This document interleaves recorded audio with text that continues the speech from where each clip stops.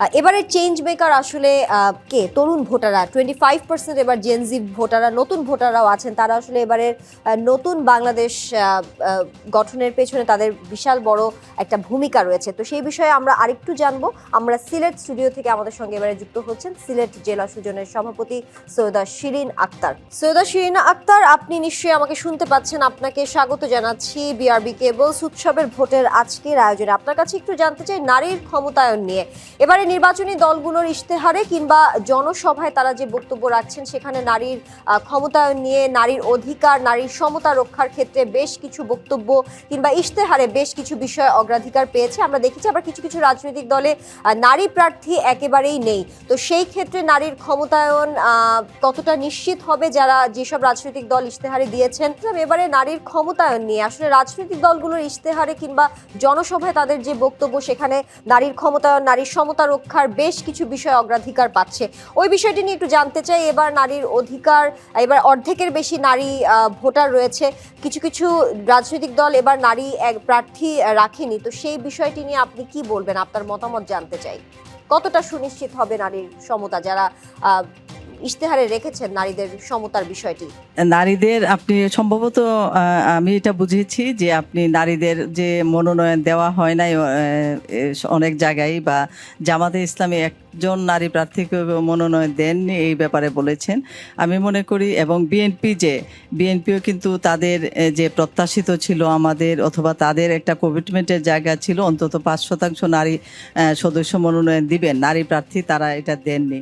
এই ব্যাপারে আমি মনে করব যে রাজনৈতিক দলগুলা তাদের কমিটমেন্ট, তাদের প্রতিশ্রুতি ভঙ্গ করেছেন, এবং এটা আসলে আমি এভাবে বলতে চাই, এটা নারীদের প্রতি একটা বিদ্বেষমূলক আচরণ অথবা তাদেরকে অবমাননার শামিল বলে আমি মনে করি। কারণ তাদের যেভাবে একটা কথা ছিল জুলাই আগস্ট অভ্যুত্থানের পরে বা আন্দোলনের পরে, যেভাবে আমরা নতুন বাংলাদেশ চেয়েছিলাম, আমরা একটা সমতার জায়গা চেয়েছিলাম, একটা ইনসাফের জায়গা, ইনসাফের বাংলাদেশ তৈরির একটা আকাঙ্ক্ষা আমাদের ছিল, এটা কিন্তু পূরণ হয়নি। আমরা দেখেছি আন্দোলনে যেভাবে নারীরা সামনের সারিতে ছিল, কিন্তু আন্দোলন পরবর্তীতে সরকার গঠন থেকে শুরু করে সব কিছুতেই নারীরা কিন্তু পিছিয়ে গেছে, নারীদেরকে আসলে পিছনে ফেলে দেয়া হয়েছে। এবং যখন একটা 24-এর পরে যখন একটা ইশতেহার ঘোষণা করা হলো, আমরা দেখলাম রাজনৈতিক দলগুলা কোনো নারী প্রার্থী, বিশেষ করে জামায়াত কোনো নারী প্রার্থীকে মনোনয়ন দিলেন না। এবং বিএনপি থেকে, বড় দুইটা রাজনৈতিক দলের কথা আমি বলবো, বিএনপি থেকে একদম খুবই অল্প, যেটা আমাদের আসলে প্রত্যাশার চেয়ে অনেক কম হয়েছে, তারা নারী মনোনয়ন দিয়েছেন। জি, সৈয়দা শিরিন আক্তার, আপনাকে ধন্যবাদ। আমরা যেমনটা হিমাদ্রি এবং ঈশিতা যেমনটা আমাদের সম্মানিত অতিথি বলছিলেন, নারীদের শিক্ষা, কর্মসংস্থান কিংবা সামাজিক নিরাপত্তা নিয়ে প্রার্থীদের যে প্রতিশ্রুতি কিন্তু দেওয়া হয়নি, সেটা নিয়ে তিনি খুব জানিয়েছেন। আসলে সত্যি কথা বলতে গেলে কি, নারীর তাদের মনোনয়ন ছাড়া আসলে ক্ষমতায়ন কতটা হয় সেটা কিন্তু আসলে প্রশ্ন থেকে যায়। এবং হিমাদ্রি, ওই যে যেমনটা আসলে আমরা শুরুতেও বলছিলাম যে মোট ভোটারের যে অর্ধেক নারী, সেই নারীদেরকে আসলে এই 21 শতাব্দীতে এসেও আসলে অবহেলা করা হচ্ছে একরকম। আমাদের সাথে খুলনা স্টুডিও থেকে যুক্ত আছেন সম্মিলিত নারী অধিকার সুরক্ষা ফোরামের সাধারণ সম্পাদক সুতবা বেতব্য। আমি আপনাকে স্বাগত জানাচ্ছি আমাদের আজকের উৎসবের ভোট আয়োজনে। আমরা যেরকমটি আলোচনা করছিলাম যে এই সময়ে এসেও যেখানে নারীরা আসলে বিশ্ব দাপিয়ে বেড়ায়, সেখানে আমাদের এই ত্রয়োদশ জাতীয় সংসদ নির্বাচনে মূল আলোচনার বিষয় অনেক ক্ষেত্রে হয়ে যায় নারী, এবং সেই নারীদের সাথে আলোচনাটা এরকম হয় যে আমরা অনেক সময় দেখতে পাই যে কোনো নারী প্রার্থী থাকলে সেখানে অন্য পুরুষ প্রার্থী গিয়ে বসতে চান না। আবার আমরা অনেক সময় দেখতে পাই যে নারীদের 5 ঘন্টা কর্মঘণ্টা বেঁধে দেওয়ার একটা বিষয় দাঁড়িয়ে যায়, যেখানে আসলে অনেক বিশ্লেষক বলছেন যে 5 ঘন্টা নারীকে কাজ করতে দেয়া মানেই হচ্ছে যে নারীদেরকে ঘরের মধ্যে বন্দি করে রাখার একটা ফায়দা, এরকম আসলে অনেকেই বলছেন। আপনার কাছে জানতে চাই যে এই যে অর্ধেকের বেশি যখন নারী ভোটার, সেক্ষেত্রে ত্রয়োদশ জাতীয় সংসদ নির্বাচনে এই নারীরা কি আসলে দেখাতে পারবে কিনা সেই প্রতিফলন?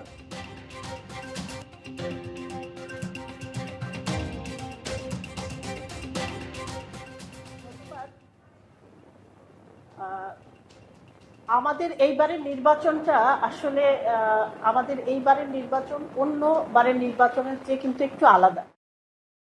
24-এর গণ অভ্যুত্থানের পরে আমরা অভ্যুত্থানেও দেখেছি অসংখ্য নারী তারা রাজপথে ছিল।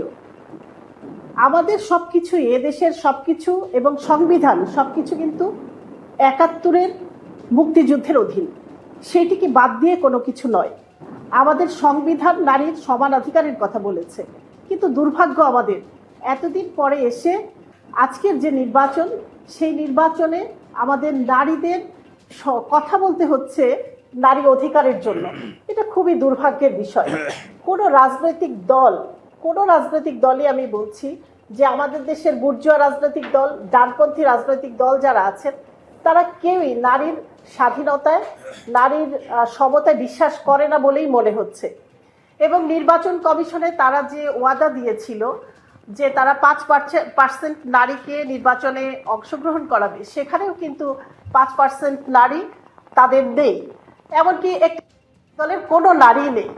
যে বিতর্কটি সামনে নিয়ে আসা হয়েছে যে এই যে নারীরা আগামীতে রাষ্ট্রের প্রধান হতে পারবে না, নারীদের জন্য নানা রকম বাইন্ডিংসের ব্যবস্থা করা হচ্ছে, তারা কর্মঘণ্টা তাদের কমিয়ে দেওয়ার কথা বলা হচ্ছে, তারা ঘরে থাকবে, তাদের কাজই হচ্ছে পরিবার দেখাশোনা। মানে মনে হচ্ছে যেন এটি আমরা শত শত বছর পেছনে নারীদের নিয়ে যাচ্ছি। সেই প্রবণতা শুরু হয়েছে রাজনৈতিক দলের ভেতরে। এই যে কথাবার্তা, এগুলি কিন্তু আমাদের জন্য তো দুঃখজনকই, একটি রাষ্ট্রের জন্য এটা পেছনের যাত্রা। আগামীতে আমাদের সংবিধান, আমাদের রাষ্ট্র নারীর প্রতি কি আচরণ করবে সেটি নির্ভর করছে এই ভোটের উপর। কাজে আমার কাছে মনে হয় যে এই ভোটে নারীরা একটি প্রধান ভূমিকা পালন করবে। কাজে নারীদের ভোটে আসা দরকার, নারীদের ভোট দিতে আসা দরকার। এখন প্রশ্ন, নারীরা কি ভোট দিতে আসবে? নারীরা কি ভোট দিতে আসতে চাইবে? নারীর বিরুদ্ধে যেসব অপপ্রচার, যেসব কথা বলা হচ্ছে, নারীরা তো অবশ্যই ভয় পাচ্ছে। নারীরা ভোট কেন্দ্রে যাওয়ার বিষয়ে তারা তো দ্বিধান্বিত থাকছেই। তাছাড়া তো একটি নতুন একটা পরিস্থিতিতে ভোট হচ্ছে, সেটাও বিবেচনায় নিতে হবে। কাজে নারীর বিরুদ্ধে যখন এত ধরনের অপপ্রচার, পুরো নির্বাচনটি যখন নারী কেন্দ্রিক অনেকটা হয়ে গেছে, যে নারীরা ভোট দিলে তবে একটি দল জিতবে কি হারবে, সেই প্রশ্নটা যখন চলে আসে, তখন কিন্তু নারীদের অনেক কিছু করার থাকে। আমাদের দেশের যারা পেশাজীবী নারী, আমাদের দেশে যারা গার্মেন্টসে কাজ করে নারী, আমাদের যারা কর্মজীবী নারী, প্রত্যেককে এখন কথা বলার সময়, ভোটটা দেওয়ার সময়, কারণ তাদের উপর নির্ভর করছে আমাদের আগামী রাষ্ট্র নির্মাণ, আমাদের নারীদের ভবিষ্যৎ, এমনকি দেশেরও ভবিষ্যৎ। তারা যদি এইটা না করে, তারা যদি এই ভোট দিতে না যায়, তাহলে সংকটটা আরও ঘনীভূত হবে। যে ব্যবস্থা, আমাদের যে ব্যবস্থা, পুরাটাই পুরুষতান্ত্রিক ব্যবস্থা। আমাদের রাষ্ট্র এবং রাজনীতি কোনোটাই নারী বান্ধব না, কোনোটাই নারীকে তারা ঠিক ক্ষমতার জায়গায় দেখতে চায় না। এ কথাও কিন্তু আমাদের মনে রাখতে হবে। কিন্তু সেই পরিমাণে সচেতন নারীর অভাব আছে আমাদের দেশে। তারপরেও বলবো, আমাদের দেশে যেসব নারীরা আছেন, তাদের কথা বলা দরকার, তাদের সরব হওয়া দরকার এবং তাদের ভোটাধিকার অবশ্যই প্রয়োগ করা দরকার। তাদের ভোটেই আগামী যে নির্বাচন হচ্ছে, আগামীকাল নির্বাচন, আমরা মনে করি যে তাদের ভোটেই কিন্তু সবকিছু নির্ধারিত হয়ে যাবে। জি, সুতপা বেদক, সেটাই আসলে দেখার বিষয় যে তাদের ভোটেই আসলে আগামীর নির্বাচনটা কোন দিকে আসলে এগিয়ে যায়, সেটাই আমরা দেখব। ইতিমধ্যে আমাদের সাথে যুক্ত হয়েছেন সংসদ ভবন স্টুডিও থেকে আমাদের সহকর্মী আদিত্য আরাফাত, আপনার কাছে একটু জানতে চাইবো যে মোটামুটি সব দলেই একই কথা বলছে যে সহিংসতা নয়, শান্তিপূর্ণ নির্বাচন তারা চায়, এবং ভোটের কিন্তু আছে মাত্র আর 14 ঘন্টা 19 মিনিট বাকি, এবং এই যে ভোটের আগের রাতটি আসলে বলা হয় যে সবচেয়ে বেশি গুরুত্বপূর্ণ। আপনার কাছে জানতে চাই যে কি মনে হচ্ছে, কেমন কাটবে আসলে এই শেষ সময়টা?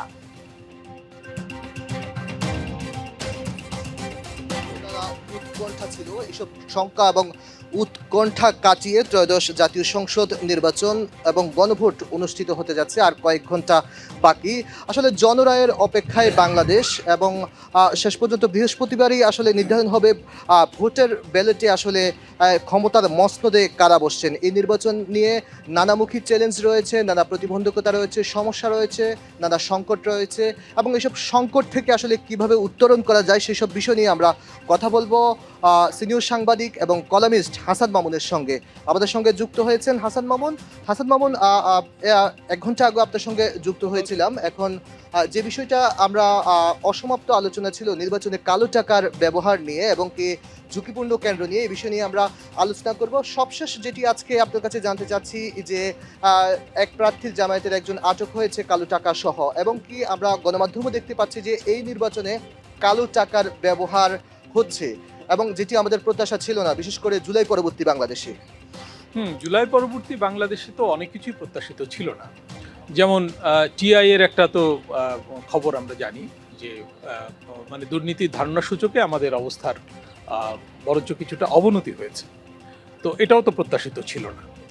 তারপর নির্বাচনে প্রার্থী মনোনয়নের ক্ষেত্রে মানে রাজনৈতিক দলগুলো নারী প্রার্থী একটা নির্দিষ্ট সংখ্যক দেবে এই প্রত্যাশাও ছিল, সেটাও কিন্তু পূরণ হয়নি। মানে 5% নারী প্রার্থী আমরা মনোনয়ন দেখতে পাইনি। একটা দল তো কোনো নারী প্রার্থীকেই মনোনয়ন দেয়নি, তাই না? যাই হোক, তো এবং নারী ইস্যুটা তাদেরকে ভোগাবে মনে হয়। আচ্ছা, আপনি বলছিলেন যে কালো টাকা তো সমাজে আছে, অর্থনীতিতে আছে। বিশেষ করে শেখ হাসিনার শাসনামলে বিপুল পরিমাণ কালো টাকা তৈরি হয়েছে এবং পাচারও হয়েছে। তো সেইগুলো ফেরত আনার ক্ষেত্রে কিন্তু কোনো অগ্রগতি হয়নি। কালকে অর্থ উপদেষ্টা বলেছেন যে অগ্রগতি খুব কম বা হয়নি, নতুন সরকার চেষ্টা নিলে পারে। তো কালো টাকা শুধু আওয়ামী লীগারদের কাছে আছে তা তো না, কালো টাকা সব দলের লোকদের কাছে আছে। এমনকি জামায়াতে ইসলামী যে খুব পরিচ্ছন্ন রাজনীতির দাবি করে, তাদের একটা ঘটনা তো ধরা পড়লো, তাই না? এই ঘটনাটা আমরা বিস্তারিত জানি না। যদিও জামায়াতের পক্ষ থেকে এই ঘটনা বলা হয়েছে এটাকে রাজনৈতিক রূপ দেওয়ার চেষ্টা করা হয়েছে বলেও এটি প্রত্যাখ্যান করা হয়েছে, তার যে অভিযোগটা আনা হয়েছে, এবং এটি তদন্ত সাপেক্ষ বিষয় তারা বলছে। জি, এটা আমরা দেখব অবশ্যই। আমরা দেখেছিলাম 2008 সালের নির্বাচনে মানে টাকা সহ প্রার্থীর পক্ষের লোকজন একটা বিশেষ দলের ধরা পড়ছিল, এবং সেটাকেও ওই দল মানে বলার চেষ্টা করেছিল তাদের বিরুদ্ধে ষড়যন্ত্রমূলকভাবে প্রশাসন কাজ করছে। তো আমরা আশা করব যে প্রশাসন নিরপেক্ষতার সঙ্গে কাজ করবে এবং ঘটনার প্রকৃত রূপটা আমাদের সামনে তুলে ধরবে। আমরা মানে কালো টাকার ব্যবহার থেকে আসলে মুক্ত হতে গেলে সমাজ এবং অর্থনীতিতে কালো টাকার উৎপাদন এবং প্রভাব এটা কমাতে হবে, অবশ্যই কমাতে হবে। আরেকটি বিষয় আপনার কাছে, এটা হবে না। আরেকটি বিষয় জানতে চাচ্ছি আপনার কাছে, সেটি হচ্ছে যে নির্বাচনে আমরা দেখতে পাচ্ছি যে সারা দেশে যে ভোট কেন্দ্রগুলো রয়েছে, পুলিশের একটি প্রতিবেদনে বলা হচ্ছে যে যত ভোট কেন্দ্র রয়েছে 41% ভোট কেন্দ্র ঝুঁকিপূর্ণ অবস্থায় আছে। এই ঝুঁকিপূর্ণ কেন্দ্রগুলো নিয়ে যদিও পুলিশ ব্যবস্থা নিয়েছে, কিন্তু তবুও শঙ্কা এবং উৎকণ্ঠা আছে এসব কেন্দ্র নিয়ে এবং আসন নিয়ে। ঝুঁকিপূর্ণের মধ্যে 2 রকম আছে, চরম ঝুঁকিপূর্ণ আর ঝুঁকিপূর্ণ। তো আমাদের মানে আইন শৃঙ্খলা রক্ষা বাহিনীর তো প্রায় 9 লাখেরও বেশি সদস্য নিয়োজিত আছে, এবং সদস্যরাও সেনাবাহিনীর মধ্যে নৌবাহিনী, বিমান বাহিনী আছে, কোস্টগার্ড আছে, বিজিপি আছে, তো আর র্যাব আছে। মানে আইন শৃঙ্খলা বাহিনীর কিন্তু কোনো ঘাটতি নাই। আসলে নির্বাচন কমিশনের দায়িত্ব হলো প্রকৃত ঝুঁকিপূর্ণ কেন্দ্রগুলো চিহ্নিত করা এবং সেখানে বেশি ডিপ্লয় করা, সেখানে বেশি টহলের ব্যবস্থা করা, এবং সেখানে প্রশাসনের প্রেজেন্সটা এত বাড়ানো যাতে যারা কিছু করতে চায়, মানে ইলেকশনকে প্রভাবিত করতে চায়, তারা যাতে নিরুৎসাহিত হয়।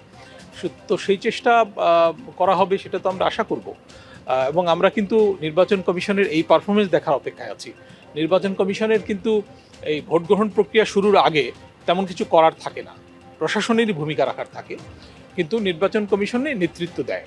নির্বাচন কমিশন তার চাহিদা প্রকাশ করে এবং প্রশাসন সেই অনুযায়ী তাকে সহায়তা যোগায়।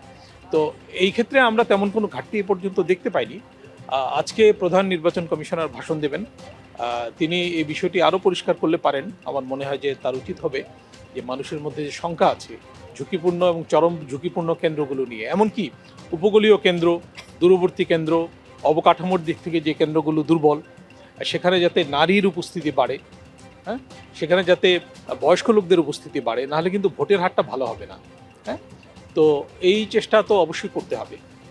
এই নির্বাচনে মানুষ ব্যাপকভাবে ভোটাধিকার প্রয়োগ করবে, এটা আমরা আশা করে আছি।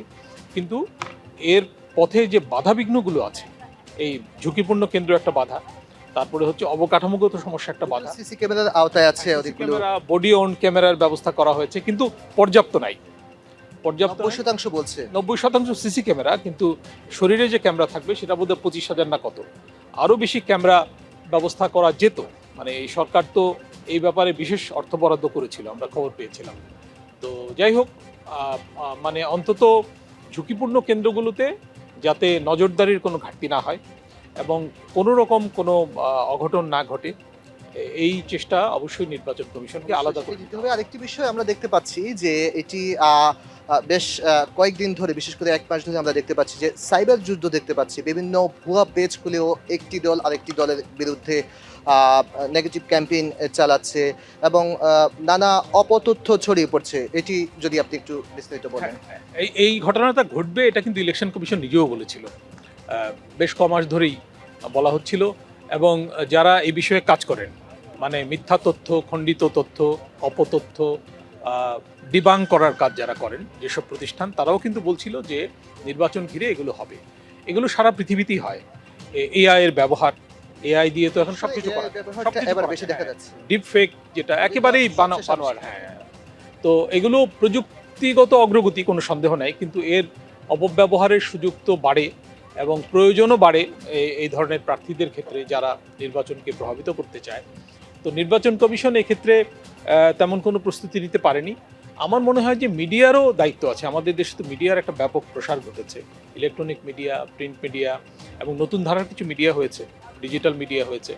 তো তাদের নিজ নিজ লোকজন আছে, জনবল আছে, তারাও কিন্তু এই মানে অপতথ্য, খণ্ডিত তথ্য বা ভুয়া ফটোকার্ড ইত্যাদির মাধ্যমে মানুষ যাতে বিভ্রান্ত না হয় এবং মানুষকে এডুকেট করার দায়িত্ব কিন্তু মিডিয়ার আছে। আমি মনে করি যে মানে নির্বাচন কমিশন এবং প্রশাসনের যেহেতু এখানে ঘাটতি আছে, সেই ঘাটতি পূরণে আমরা যারা মিডিয়া কর্মী তারা কিন্তু এগিয়ে আসতে পারি।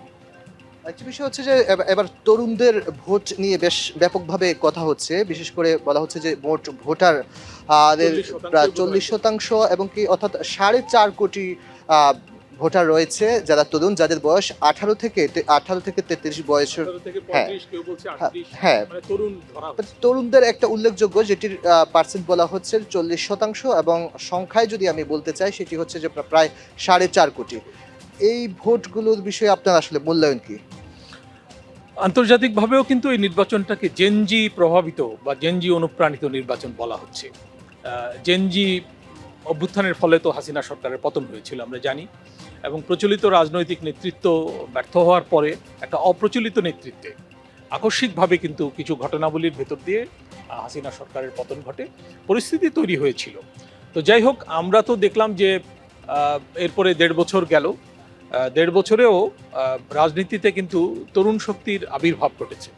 যদিও এটা নিয়ে প্রশ্ন আছে মানে হচ্ছে যে তাদের ভূমিকা নিয়ে প্রশ্ন আছে এবং তাদের আবির্ভাবের পরে তাদের মধ্যে বিভক্তিও এসছে, নানা রকম বিভক্তি এসছে, যেমন private university versus public university. তারপরে নারী নেত্রী অনেকে বেরিয়ে গেছে জামাতের সঙ্গে তারা যোগদানের ফলে, কিন্তু তাদের একটা ভাষ্য হচ্ছে যে তারা সংস্কারের পক্ষে এবং জামাত যেহেতু সংস্কারে বেশি আগ্রহী, এই জন্য তারা জামায়াতের দিকে গেছে, এই ভাষ্য দেওয়া হচ্ছে। আর তারা পরিবর্তন চাই কথা বলছে। এখন পরিবর্তন কতটা হবে বা কারা পরিবর্তন আনবে, এটা একটা বড় প্রশ্ন। মানে বিএনপিও কিন্তু পরিবর্তনের পক্ষে অবস্থান নিয়েছে। সবাই আসলে পরিবর্তন চাচ্ছে এবং সেই পরিবর্তন আসলে কতটা হয় সেটি আসলে বোঝা যাবে জনরায় কি হয়। এবং তারুণদের যে ভোটের কথা বলা হচ্ছে যে 4.5 কোটি ভোট, সব মিলে আসলে ভোটের ব্যালটেই আসলে জবাব পাওয়া যাবে ক্ষমতার মসনদে কারা বসছেন। তানিয়া। আদিত্য আরাফাত, আপনাকে ধন্যবাদ। তানিয়া হারুন, আসলে আমাদের সহকর্মী আদিত্য আরাফাত আসলে যেমনটি আপনাকে বলছিলেন যে প্রায় 9 লাখের বেশি আইনশৃঙ্খলা বাহিনী কিন্তু এবার নিযুক্ত আছে এবং সেই সাথে তার যে আলোচক ছিলেন তিনিও বলছিলেন যে প্রিজাইডিং অফিসারের গায়ে আসলে যে বডি ওন ক্যামেরাটা থাকবে সেটি আসলে পর্যাপ্ত নয়, তিনি এমনটি বলছেন। এবং আরও একটা বিষয় কিন্তু খুবই ইম্পর্টেন্ট, একটি গুরুত্বপূর্ণ একটি বিষয় তিনি উল্লেখ করেছেন যে প্রযুক্তির অপব্যবহার করে যে আসলে বিরোধী দলকে যে বা প্রতিদ্বন্দ্বীকে যেভাবে আসলে হেয় করা হচ্ছে সেটিও কিন্তু একটু গুরুত্বপূর্ণ। আরেকটা জিনিস আপনি খেয়াল করবেন, আমাদের প্রচার কিন্তু ইতোমধ্যে শেষ হয়ে গেছে, কিন্তু ফেসবুকে কিংবা সামাজিক যোগাযোগ যে মাধ্যমগুলো আছে সেখানে কিন্তু এই যে অপপ্রচার কিংবা অপতথ্য কিংবা এআই ব্যবহার করে যে ভিডিও কিংবা ছবি ব্যবহার করা হচ্ছে, হিমাদ্রি আপনিও নিশ্চয়ই সেই বিষয়গুলো দেখেছেন। তো সেটি কিন্তু নির্বাচনের আগ মুহূর্তে খুবই ক্রিটিক্যাল একটি সময়, এখন ক্রুশিয়াল একটা সময়, সেই সময় কিন্তু বেশ ব্যাপকভাবে প্রভাব ফেলবে। সামাজিক যোগাযোগ মাধ্যমের প্রচার কিন্তু এখন শেষ হয়নি। তো সেক্ষেত্রে আমরা এই নিরাপত্তা ইস্যু কিংবা সামাজিক যোগাযোগ মাধ্যমে যে অপতথ্য ছড়ানোর কথা ঈশিতা বলছিলেন সেই বিষয়টি নিয়ে আমরা একটু যুক্ত হতে চাই। বরিশাল স্টুডিও থেকে আমাদের সঙ্গে যুক্ত হচ্ছেন নিরাপত্তা বিশ্লেষক অবসরপ্রাপ্ত মেজর তারিক মোহাম্মদ। মেজর তারিক মোহাম্মদ, আপনাকে স্বাগত জানাচ্ছি বিআরবি কেবলস উৎসবের ভোটে। আমরা নিরাপত্তা নিয়ে কথা বলছিলাম, আপনি একজন নিরাপত্তা বিশ্লেষক। আপনার কাছে একটু জানতে চাই, এবারে আসলে নির্বাচন নিয়ে বরিশালে কোনো অপ্রীতিকর ঘটনা ঘটার কোনো শঙ্কা আছে কিনা, ধর্মীয় কোনো অপ্রীতিকর ঘটনা? কারণ এবার আমরা বলছিলাম যে এবার যেহেতু প্রচারণা শেষ, সামাজিক যোগাযোগ মাধ্যমে আমরা অপপ্রচারও দেখতে পাচ্ছি, তো সেই ক্ষেত্রে নিরাপত্তা নিয়ে আপনার কাছে একটু জানতে চাই।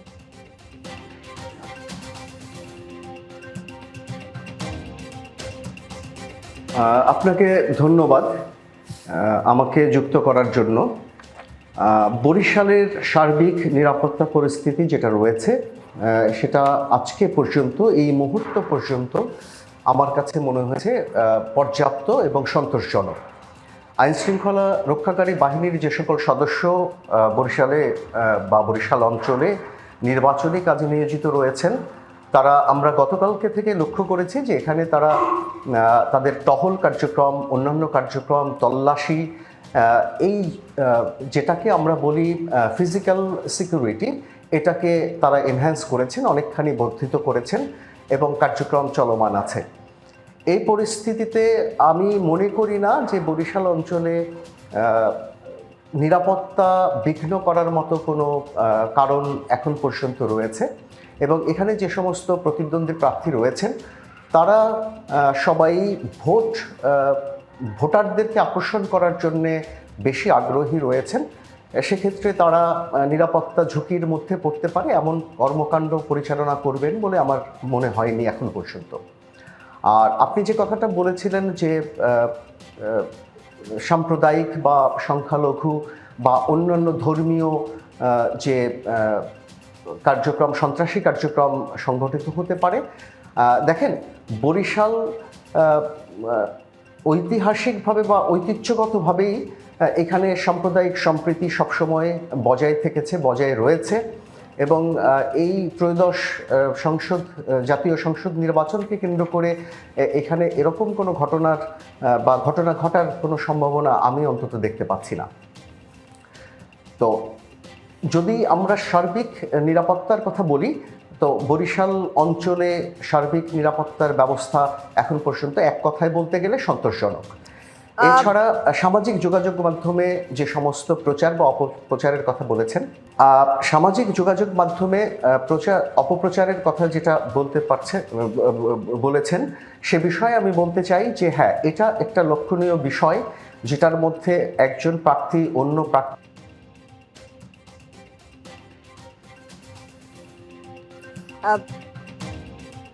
কোন একটি যান্ত্রিক কারণে নিশ্চয়ই আমাদের সাথে সংযোগটি বিচ্ছিন্ন হয়ে গেছে। আমরা যেমনটা আমার অতিথি বলছিলেন, উনি একজন নিরাপত্তা বিশ্লেষক, তিনি বলছিলেন যে এবারে আসলে এআই পদ্ধতি কিংবা আসলে সামাজিক যোগাযোগ মাধ্যমে যে অপপ্রচার, সেটি কিন্তু নির্বাচনে একটি নেতিবাচক প্রভাবও ফেলতে পারে, কারণ ইতোমধ্যে বেশ কিছু জায়গায় রাজনৈতিক দলগুলো এর শিকার হচ্ছেন।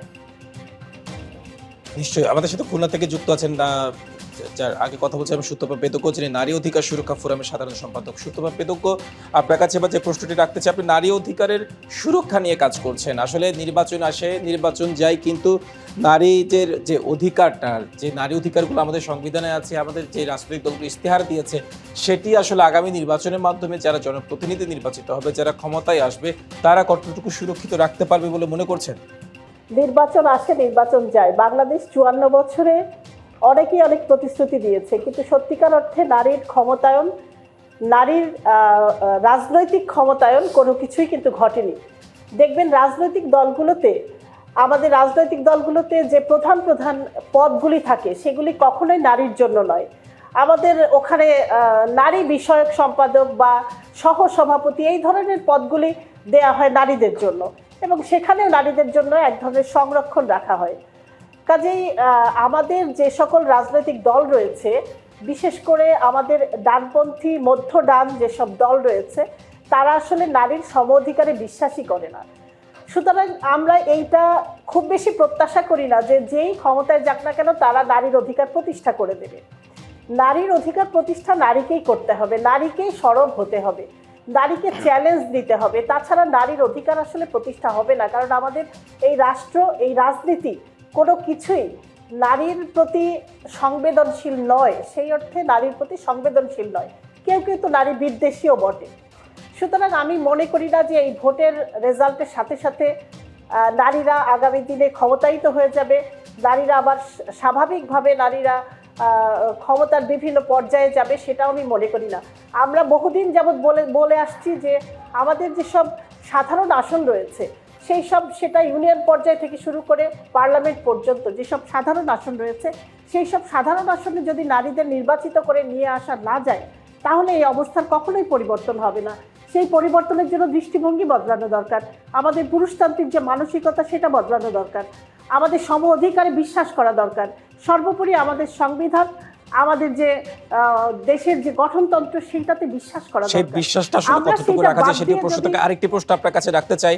আমাদের দুইজন নারী কিন্তু দেশের প্রধানমন্ত্রী ছিলেন, কিন্তু যদিও তারা নারীরাই শাসন করেছে, কিন্তু তারা কিন্তু একটা রাজনৈতিক বলয় থেকে এসে, রাজনৈতিক পরিবার থেকে এসে কিন্তু প্রধানমন্ত্রী হয়েছেন। কিন্তু কোনো নারীর কি আমাদের দেশের প্রচলিত যে রাজনৈতিক ব্যবস্থা, যে রাজনৈতিক বন্দোবস্ত, তৃণমূল থেকে ধাপে ধাপে ধাপে ধাপে সে প্রধানমন্ত্রী হওয়ার সুযোগ কি আছে? কেন নেই, বা এখন পর্যন্ত পারছে না কেন? সে প্ল্যাটফর্ম কি আছে? সে প্ল্যাটফর্ম কি আদৌ তৈরি হবে? কি মনে করছেন?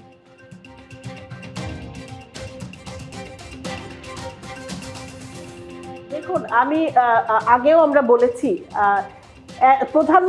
একজন প্রধানমন্ত্রী যখন থাকেন সে কিন্তু ওই পুরুষতান্ত্রিক বা পিতৃতান্ত্রিক ব্যবস্থার মধ্যেই প্রধানমন্ত্রী। সেইটাকে পাল্টানো তার একার পক্ষেও সম্ভব না, বা সেটা পাল্টানো যায় না।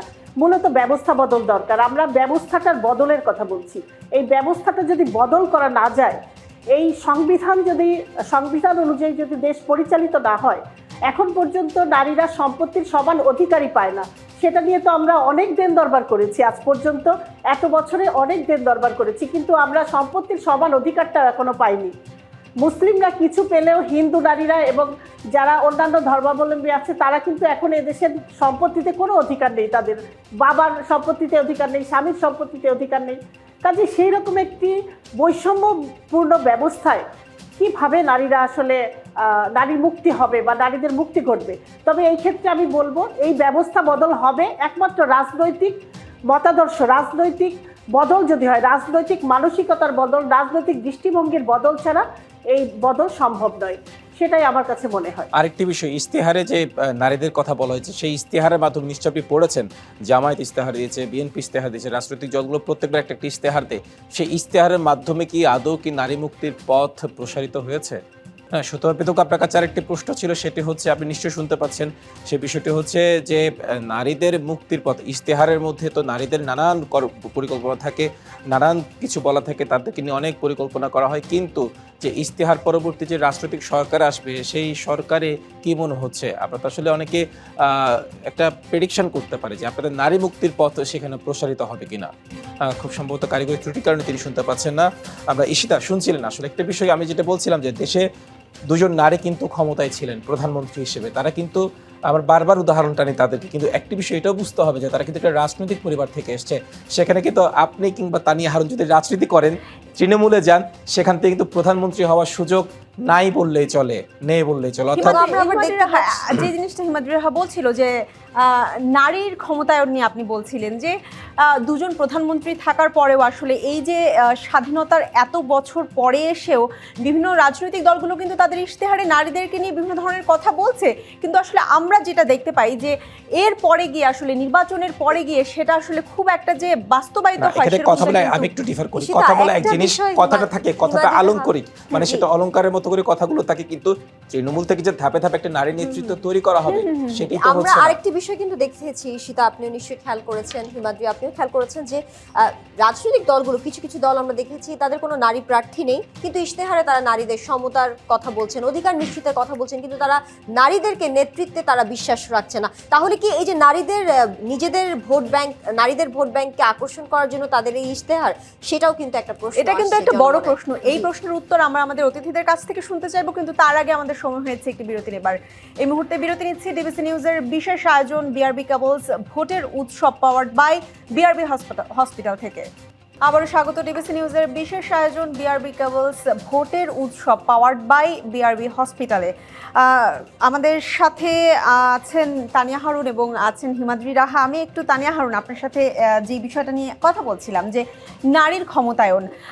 এই যে আমরা বিভিন্ন দলের ইশতেহার দেখতে পাচ্ছি, ইশতেহারে কিন্তু আসলে একটি দলকে আমরা দেখতে পাচ্ছি যে নারীর জন্য বিশেষ সুবিধা দিয়ে তারা একটা ফ্যামিলি কার্ডের ব্যবস্থা করেছে, নিশ্চয়ই। যেখানে তৃণমূলের নারীরা আসলে সেই ফ্যামিলি কার্ডের সুবিধা পাবে। এবং অন্য দলকে আসলে আমরা দেখছি যে নারীর যে কর্মঘণ্টা সেটিকে আসলে 8 ঘন্টা থেকে কমিয়ে 5 ঘন্টায় নিয়ে আসবে, যাতে আসলে নারীরা তাদের পরিবারে বেশি সময় দিতে পারে। এই যে তাদের এপিটোপির যে ইশতেহার হ্যাঁ, সেই এই বিষয়টি যে বলছেন। এই ইশতেহারে যে নারীদেরকে নিয়ে যে বিষয়গুলো নিয়ে আসা হয়েছে, কিন্তু আমরা যদি আসলে ক্ষমতায়নের জায়গাটা দেখি, সেখানে কিন্তু আসলে নারীদেরকে রাখা হয়নি। সেক্ষেত্রে এই ইশতেহারগুলোকে আপনার কাছে মনে হয় যে নারীদের ভোট টানতে সাহায্য করবে? আমি কিন্তু বিরতির আগে এই বিষয়টি নিয়ে বলছিলাম যে যেখানে নারীদের বিষয়ে ইশতেহারে লেখা আছে সমান অধিকার প্রতিষ্ঠা করবে, কিছু দল বলেছে, কিন্তু দেখুন নারী প্রার্থীর নেতৃত্বে তারা আসলে বিশ্বাসী না। তো সেই বিষয়টি কিন্তু বেশ আসলে সবাইকে ভাবায়। হিমাদ্রিও বলছিলেন আমার আর আপনার নেতৃত্বের কথা। পরবর্তীতে আমরা আসলে সেই বিষয়টি নিয়েও চিন্তা করব নিশ্চয়ই। এই বিষয়ে আমাদের সঙ্গে সিলেট স্টুডিও থেকে যুক্ত হচ্ছেন সিলেট জেলা সুজনের সভাপতি সৈয়দা শিরিন আক্তার। সৈয়দা শিরিন আক্তার, আপনাকে আবারও আমন্ত্রণ জানাচ্ছি উৎসবের ভোটে। আপনার কাছে প্রশ্ন রাখতে চাই, আপনি নিশ্চয়ই শুনছিলেন এবারের ইশতেহারে একটি দল নারীদের জন্য ফ্যামিলি কার্ডের উদ্বোধন করতে যাচ্ছে, সেই সাথে আবার আরেকটি দল আমরা অপর দিকে দেখতে পাচ্ছি, অর্থাৎ মুদ্রার এপিটোপিট যেটাকে বলছি, যে তারা নারীদের নিয়ে ইশতেহারে নারীদের সমতার কথা বলছে, কিন্তু দেখা যাচ্ছে যে তারা নারীদের নেতৃত্বে বিশ্বাসী না, কোনো প্রার্থী তাদের নেই। তো এই যে দুই বিষয়টি, এপিটোপিট আকাশ এবং পাতালের যে সম্পর্কটা, সেটাকে আপনি এই ফারাকটাকে কিভাবে দেখবেন, কিভাবে মূল্যায়ন করবেন?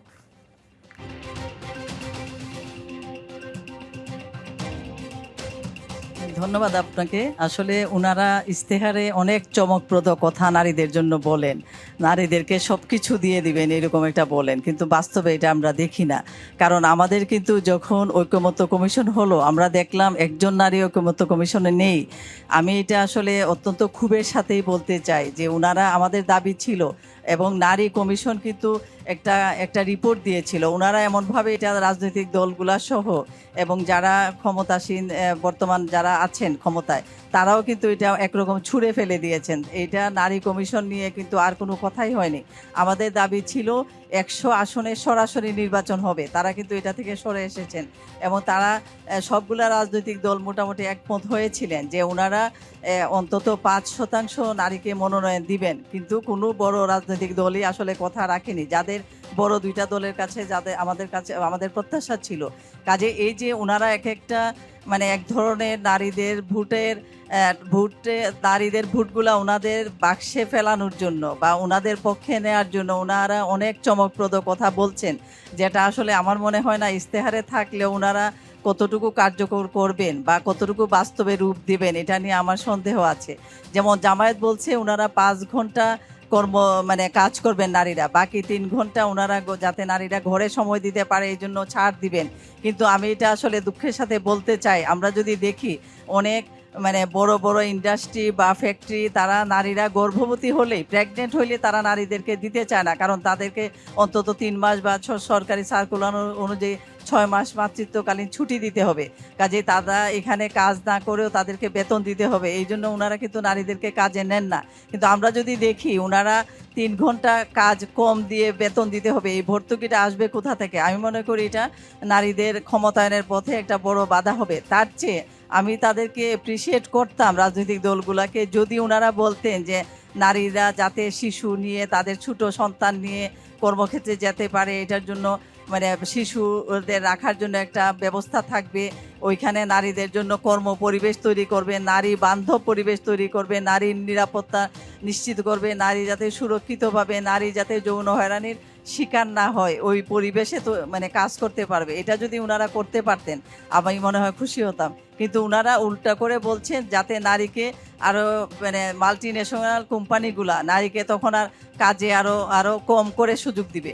এবং আমরা তো জামাতের একটা ইয়েতে আমরা জামায়াতের একটা প্রতিষ্ঠান ইবনে সিনায় আমরা দেখেছি যে ওনারা কোনো নারী প্রার্থী নিবেন না, এই ধরনের একটা সার্কুলার দিয়েছেন। কাজেই এই ধরনের মানে আসলে এই কথাগুলো আমি মনে করি যে নারীদের প্রতি এটা একটা মানে ফাঁকিবাজি, নারীদেরকে দেওয়া না দিয়ে মানে দেওয়ার প্রলোভন দেখিয়ে বিভিন্নভাবে প্রলোভিত করে তাদের ভোটটা আসলে টানার চেষ্টা আর কি। এটা আমি মনে করি এটা খুব একটা নারীদের প্রতি এক ধরনের প্রতারণামূলক বৈষম্যমূলক আচরণ।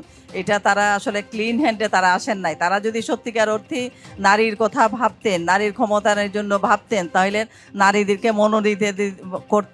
মনোনয়ন দিতেন এবং নারী কিভাবে রাজনীতিতে মূল ধারায় আসতে পারে, একদম তৃণমূল পর্যায় থেকে উপর পর্যন্ত যেতে পারে, তারা নারীদেরকে ওইভাবে চিন্তা করতেন। নারীদেরকে রাজনীতিতে মানে নারীরা নিজ যোগ্যতায় যাতে রাজনীতিতে আসতে পারে, তারা যাতে ক্ষমতায়িত হতে পারে ওই চিন্তা করতেন। নারীদেরকে সরাসরি ভোটে প্রতিদ্বন্দ্বিতা করার সুযোগ তৈরি করে দিতেন, এটা কিন্তু তারা করেননি। সৈয়দা শিরিন আক্তার, আপনাকে ধন্যবাদ। অর্থাৎ যেমনটা বলছিলেন আমাদের সম্মানিত অতিথি হিমাদ্রি এবং ইশিতা শুনছিলেন যে বলছিলেন যে নারীদের সমতা রক্ষার কথা ইশতেহারে বলা থাকলেও তারা নারীদের নেতৃত্বে কিংবা নারীদের যে কর্মঘণ্টা যে কমানোর যেই প্রতিশ্রুতিটা ইশতেহারে উল্লেখ করেছে, মৌলিক কথা তিনি তুলে ধরেছেন। মৌলিক কথা অর্থাৎ বলা হচ্ছে যে দরজা খোলা কিন্তু পর্দা দেয়া, ব্যাপারটা আসলে এরকমই বোঝা যাচ্ছে, তাই না? যে ইশতেহারে আছে কিন্তু আমরা আসলে বিশ্বাসী না। উনি আরেকটা জিনিস ভালোভাবেই তুলে ধরেছেন, বুঝিয়ে বলেছেন যে নারীদের যদি 5 ঘন্টা কমিয়ে দেওয়া হয় সেক্ষেত্রে আসলে কেন অন্য যে বিভিন্ন প্রতিষ্ঠানগুলো সেগুলো আসলে কেন নারীদেরকে নেবে না, এটাও কিন্তু উনি খুব ভালোভাবেই বুঝিয়ে দিয়েছেন। আমাদের সাথে খুলনা স্টুডিও থেকে যুক্ত আছেন সম্মিলিত নারী অধিকার সুরক্ষা ফোরামের সাধারণ সম্পাদক সুতপা বেদজ্ঞ। আপনার কাছে একটু জানতে চাই যে নারীদের নিয়ে আসলে এত আইন, নারীদের নিয়ে বিভিন্ন ধরনের আইন আমরা দেখতে পাই, কিন্তু আসলে এই যে বিভিন্ন ক্ষমতায়নের ক্ষেত্রে নারীদেরকে যে আমরা দেখতে পাচ্ছি না, সেক্ষেত্রে আসলে কি কোনো ধরনের আইন বা কোনো ধরনের বাধা আছে কিনা জানতে চাই।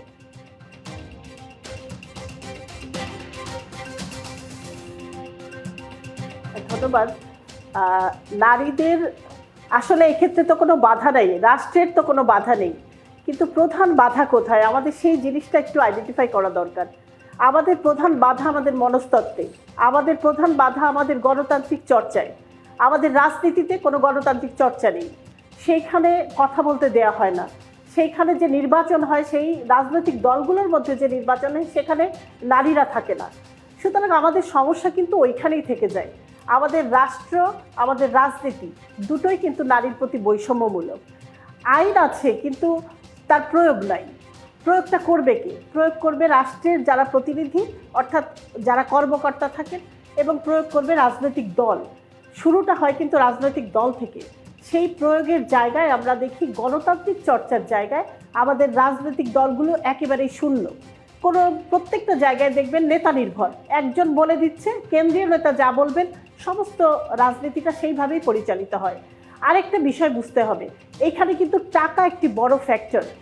নারীদের বলা হয় তাদের তো টাকা নাই, তাহলে তারা নির্বাচন কিভাবে করবে, বা নির্বাচন করে ক্ষমতায় কিভাবে যাবে, দল কিভাবে চালাবে? চিন্তা করুন যে এই টাকা, এই যে অবৈধ টাকা কোথা থেকে আসে পুরুষের হাতে। পুরুষরা কিন্তু এই টাকার একটা বৃত্তের মধ্যে আটকে ফেলেছে সমস্ত রাষ্ট্র এবং রাজনৈতিক ব্যবস্থাকে। তারা, আমরা বারবার বলছি, কালো টাকামুক্ত, পেশি শক্তিমুক্ত নির্বাচন, শান্তিপূর্ণ সহাবস্থানপূর্ণ নির্বাচন, সবার জন্য সম অধিকারপূর্ণ নির্বাচন, তাহলেই তো গণতন্ত্রটা আসবে বা গণতান্ত্রিক চর্চাটা হবে। সেইখানে নারীদের বাদ দিয়ে, নারীদের পাশ কাটিয়ে, এবং একেবারে ছোট থেকে আপনি ধরেন ইউনিয়ন পর্যায় থেকে যেসব কমিটি হয় সেখানেও দেখবেন পুরুষ প্রধান। কোথাও তো বলা নেই, এই যে আমাদের যে গঠনতন্ত্র, রাজনৈতিক দলের গঠনতন্ত্র, সেখানে তো বলা নেই। আমি বাদই দিলাম ডানপন্থী একটি দলের গঠনতন্ত্রের কথা বাদ দিলাম। বিদজ্ঞ, মানে অনেক সময় আসলে আমরা দেখতে পাই যে নারী নেতৃত্বটাকে আসলে আপনি যেরকমটা বলছিলেন যে পুরুষ প্রধান, নারী নেতৃত্বটাকে আসলে অনেকে মানতে চান না, অনেক পুরুষ আসলে মানতে চান না, আমরা যদি দেখি।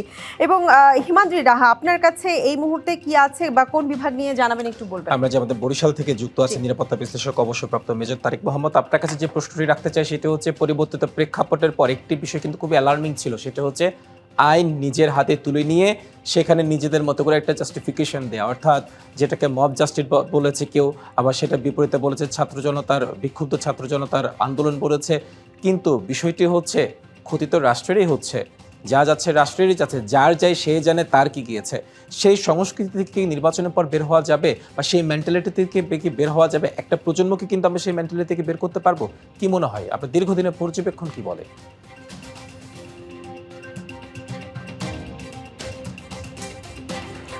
আপনার প্রশ্নের জন্য ধন্যবাদ। দেখেন, 24-এর বিপ্লবের পরে 5ই আগস্টের পরে কিছুটা মব জাস্টিসের যে প্রভাবটা বাংলাদেশে পরিলক্ষিত হয়েছিল, আমরা উদ্বিগ্নের সাথে সেই বিষয়গুলিকে লক্ষ্য করেছি এবং সেইটা সময়ের সাথে সাথে নির্বাচনের আগ মুহূর্তে এসে সেটা অনেকখানি কমে গিয়েছে বলে আমার ধারণা। এবং নির্বাচনের পরবর্তী সময়ে আইন শৃঙ্খলা পরিস্থিতির আরও উন্নতি হবে বলে আমরা আশা করছি। এর কারণ হচ্ছে, দেখেন, সব কিছুর মূলে হচ্ছে একটা গণতান্ত্রিক চর্চা। 17 বছরের অগণতান্ত্রিক ব্যবস্থা আমাদেরকে নৈতিকভাবে, আমাদেরকে সামাজিকভাবে, আমাদেরকে রাজনৈতিকভাবে এমন একটা দুর্বৃত্তায়নের মধ্যে আমরা পড়ে গিয়েছিলাম, যেটার আফটার ইফেক্টটা হচ্ছে এই মব জাস্টিস, যেটাকে একটা সভ্য দেশে কোনোভাবেই কাম্য হতে পারে না। তো আমরা আশা করছি নির্বাচন যেটা আমাদের সামনে রয়েছে, আগামীকালকে সকালবেলায় বাংলাদেশের নাগরিকগণ তাদের ভোটাধিকার প্রয়োগ করবেন অত্যন্ত উৎসাহ উদ্দীপনার সাথে।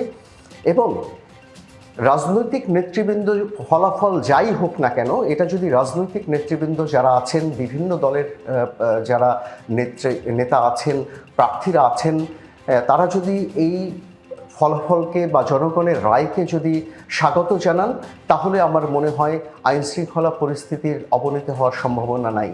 কিন্তু জনগণের রায়কে উপেক্ষা করে যদি তারা একজন আরেকজনকে দোষারোপের যে রাজনীতি আমরা অতীতে দেখেছি, সেটাই যদি বহাল থাকে, তাহলে কিছু কিছু জায়গায় হয়তো বিক্ষিপ্ত কিছু ঘটনা ঘটতে পারে। তবে যাই হোক না কেন, আমার দীর্ঘদিনের অভিজ্ঞতা থেকে, আমার পর্যবেক্ষণ থেকে যেটা মনে হচ্ছে, যে নির্বাচনের পরে আমরা আইন শৃঙ্খলা পরিস্থিতির একটা ব্যাপক উন্নতি হবে বলে আমি মনে করছি। এবং সেটা আমাদের দেশ এবং জাতির জন্য, আমাদের সামনের অগ্রগতির জন্য, আমাদের গণতান্ত্রিক প্রক্রিয়াকে সুসংহত করতে সেটা বড় একটা ভূমিকা রাখবে বলে আমার মনে হয়। নিশ্চয়ই তারেক মোহাম্মদ, আমরা মনে করতেই পারি, আমরা আশা করতেই পারি, মানুষ আশায় বাঁচে, কিন্তু দিন শেষে সেটা কতটা মাঠে প্রতিফলিত হয় সেটা আসলে প্রশ্ন থেকে যায়। আমরা আসলে চাই, খুব করে চাই, বাংলাদেশের নাগরিক যারা আছে তারা আসলে একথা সত্য যে আইন শৃঙ্খলা পরিস্থিতির অবনতি ঘটেছে, সাধারণ মানুষের নিরাপত্তার ঘাটতি আছে, বিশেষ করে নিম্নবিত্ত যারা আছে তাদের জীবন ধারণে হাঁসফাঁস অবস্থা তৈরি হয়েছে। এবং সেজন্যই কিন্তু আসলে হিমাদ্রি রাহা, আমি যদি একটু আপনাকে বলি যে বিআরবি কেবলস ভোটের উৎসবের কিন্তু আর একটি কাউন্টডাউন যাচ্ছে এবং সেখানে 13 ঘন্টা 36 মিনিট পরে কিন্তু ভোট গ্রহণ শুরু হবে।